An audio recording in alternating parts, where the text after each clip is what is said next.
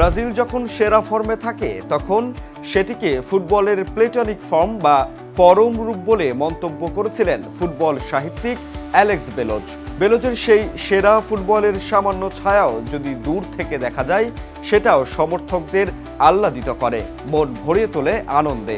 আজ ভোরে স্কটল্যান্ডের বিপক্ষে তেমনই মন ভরানো ফুটবলই উপহার দিয়েছে ব্রাজিল। এই পারফরমেন্স হয়তো যোগ্যবর্ণিত নয়, কিন্তু পরিস্থিতি বিবেচনায় যোগ্যবর্ণিতর চেয়ে কমও নয়। বিশেষ করে 2022 বিশ্বকাপ কোয়ার্টার ফাইনাল থেকে বিদায়ের পর সেভাবে আর খুঁজেই পাওয়া যায়নি ব্রাজিলকে। এমনকি বিশ্বকাপে প্রথম 2 ম্যাচের পারফরমেন্সও মন ভরাতে পারেনি। তবে আজ ভোরে স্কটল্যান্ডকে 3-0 গোলে হারানো পারফরমেন্সে ব্রাজিলের বার্তাটা স্পষ্ট, আমরা ফিরে এসেছি। চলুন তবে দেখে নেওয়া যাক বিশ্বকাপ জয়ের লক্ষ্যে ব্রাজিলকে কোন কোন ধাপ পেরোতে হবে। আমাদের উঠে দাঁড়াতে হবে। স্পিড সকল অন্যায়ের বিরুদ্ধে রুখে দাঁড়ানোর এনার্জি পার্টনার। গ্রুপ চ্যাম্পিয়ন হওয়ার সুবাদে ব্রাজিল রাউন্ড অফ 32-এ খেলবে আগামী 29 জুন বাংলাদেশ সময় রাত 11টায়। টেক্সাসের হিউস্টনে অনুষ্ঠিত এই ম্যাচে তাদের প্রতিপক্ষ হবে গ্রুপ এফ এর রানার্স আপ দল। বর্তমানে গ্রুপ এফ এ নেদারল্যান্ডস, জাপান ও সুইডেন এই 3 দলের মধ্যে চলছে শেষ 16 টিকিটের লড়াই। ফলে ব্রাজিলের প্রতিপক্ষ হিসেবে দেখা যেতে পারে এই 3 দলের যে কোনো একটিকেই।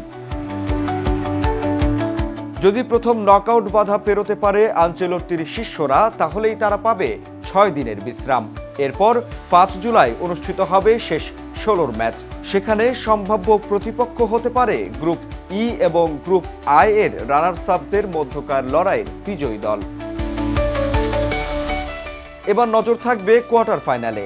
আগামী 12 জুলাই অনুষ্ঠিত হতে যাওয়া শেষ 8 ম্যাচে ব্রাজিলের সামনে আসতে পারে স্বাগতিক মেক্সিকো কিংবা অন্য কোনো শক্তিশালী প্রতিপক্ষ। সবকিছু ঠিকঠাক থাকলে 15 জুন আটলান্টায় অনুষ্ঠিত হবে সেমিফাইনাল। আর সেই পরীক্ষায়ও উত্তীর্ণ হলে 19 জুলাই নিউ জার্সিতে বিশ্বকাপ ফাইনালে দেখা যাবে 5 বারের বিশ্ব চ্যাম্পিয়নদের।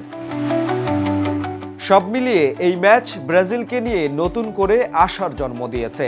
দেখে মনে হচ্ছে বিশ্বকাপ যত এগোচ্ছে তারা ততই নিজেদের সেরা ছন্দ ফিরে পাচ্ছে। আর ব্রাজিলের মতো দলের সেরা ছন্দে ফেরার বার্তা প্রতিপক্ষ বাকি দলগুলোর রাতের ঘুম হারাম করার জন্যই যথেষ্ট। অর্থাৎ স্কটল্যান্ডকে হারিয়ে শুধু গ্রুপ সেরা হয় নয়, তুলনামূলক সুবিধাজনক একটি পথও নিশ্চিত করেছে ব্রাজিল। এখন প্রশ্ন একটাই, আনচেলত্তির অধীনে নতুন যুগের ব্রাজিল কি পারবে আবারও বিশ্বকাপ ট্রফি উঁচিয়ে ধরতে? সেই উত্তর মিলবে আগামী কয়েক সপ্তাহের মধ্যেই।